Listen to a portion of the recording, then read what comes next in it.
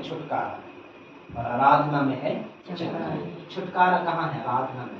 लेकिन आराधना तो बहुत सारी होती है इस दुनिया में, होती है ना। किसकी आराधना में छुटकारा है ये समझना है। वो है जीवित परमेश्वर की आराधना, वो है जीवित यीशु की आराधना। हालेलुया। अगर आप उसकी आराधना में, अगर संगति में अगर शामिल होकर उसकी महिमा करते हैं सच्चे मन से, आपके जीवन का छुटकारा, पाप से छुटकारा, जो आदम किसने पाप किया था और हमारे जीवन में ट्रांसफर कर दिया और उस पाप के हम गुलाम हो गए, उससे छुटकारा यीशु मसीह आपको दे दिया। अंतिम बात जो आपके मध्य में रख रहा हूं, मरकुस किताब में लिखा है, परमेश्वर की व्यवस्था हमारे फायदे के लिए है। किसके लिए है? फायदे के लिए। हालेलुया। बहुत सारे लोगों के अंदर कई बार ऐसी बातें आती हैं, मैं समझ सकता हूँ। कभी कभी देखिए, शैतान ना इतना होशियार है, बहुत होशियार, बहुत इंटेलिजेंट, बहुत बाइबल की सारी चीजें वो जानता है। हालेलुया। आपके मन को बहकाएगा। बाइबल मत पढ़, प्रार्थना मत कर, उपवास मत कर, संगति मत कर। समझ गए ना? आज नहीं करेगा तो क्या होगा? अभी प्रार्थना नहीं करोगे तो क्या होगा? समझ गए? ये क्या है? शैतान बहका है। पर परमेश्वर की जो ये व्यवस्था है, ये जो बाइबल है, व्यवस्था है, क्या है ये? व्यवस्था है। इस व्यवस्था को पढ़ने से, इस व्यवस्था के खुलने से आपका और मेरा नुकसान है? क्या है? फायदा है। हालेलुया। क्या है इसमें? खुलने से फायदा है, इसको पढ़ने से फायदा है। लेकिन ये व्यवस्था एक जगह क्वांटे में रखी रहेगी ऐसे, और आप आओगे, देखोगे। हाँ, धन्यवाद प्रभु, आम तक समझ गए? अब ये व्यवस्था भैया क्या है? कोई आईना ऊपर से थोड़ी कि शकल देख लिए, हाँ ऐसे ऐसे चल दिए, नहीं। इसको खोलने में फायदा है। समझ गए ना?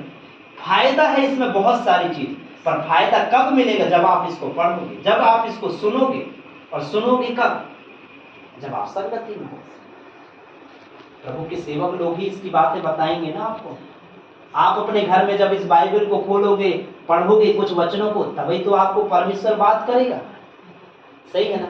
अब आप खोलोगे ही नहीं और आप कहोगे कि अब फायदा मिलेगा मेरे को। हालेलुया। नहीं मिलेगा। क्या?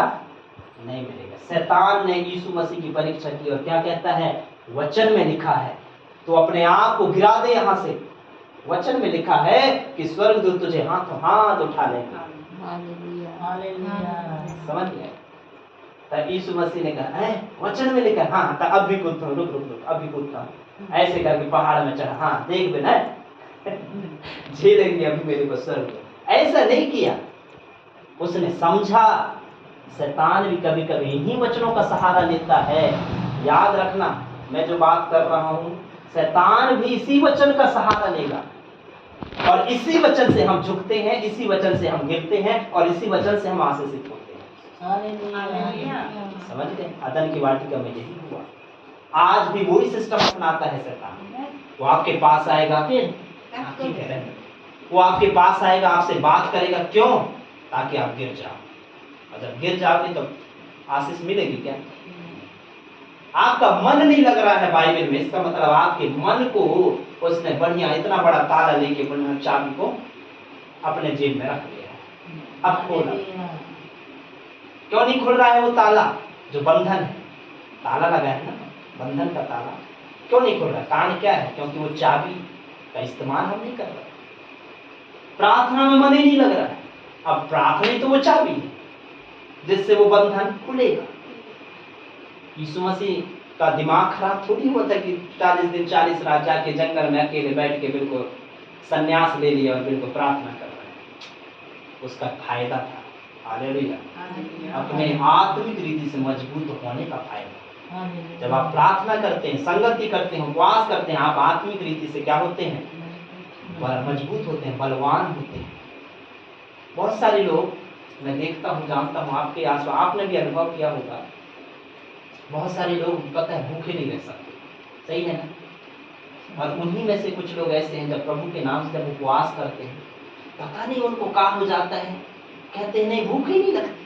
भूखे नहीं लगते। वही आदमी एक दिन बिना खाए रह नहीं सकता, पर जब उपवास करने बैठ जाए तो उनको पता नहीं कहां से एनर्जी मिलती है, भूख ही नहीं लगता, प्यास ही नहीं लगता। प्रभु के नाम से क्या हो गया? प्यास। क्योंकि वहां पर आपने परमेश्वर को मौका दिया काम करने का। इसलिए यीशु मसीह कहता है, वचन में लिखा है ना, कि मनुष्य रोटी से ही नहीं पर परमेश्वर के वचन से जीवित रह सकता है। वो 3 दिन 4 दिन जो लोग गए ना यीशु मसीह के पीछे, वो वचन के लिए तो जा रहे थे, वचन ही से तो उनका सांस चल रहा था, वचन से ही तो वो इतना मजबूत थे। मैं तो कहता हूँ 10 दिन भी जाते भूखे तो भी वो चल जाते, क्योंकि उनके अंदर तरस थी वचन की। यीशु मसीह क्या बोलेगा? वचन। हालेलुया। जिस दिन आप वचन के हिसाब से आएंगे, बैठेंगे कलीसिया में ना, तो वचन की तरह आपको समझ में आएगा। नहीं तो वचन आपको वजन की तरह समझ में आएगा। वजन है, समझ गए? मैं कोई प्रवचन देने के लिए नहीं हूं इधर पे कि मेरा फायदा हो, नहीं, लेकिन इतना है कि यह वचन हम सब के लिए है ताकि हमारा क्या हो, फायदा। हालेलुया। तो परमेश्वर का वचन जो हमें कहता है मेरे प्रियो की व्यवस्था हमारे किसके लिए है? फायदे के लिए है। किसके लिए है? फायदा के लिए। तो फायदा कब मिलेगा? जब प्रार्थना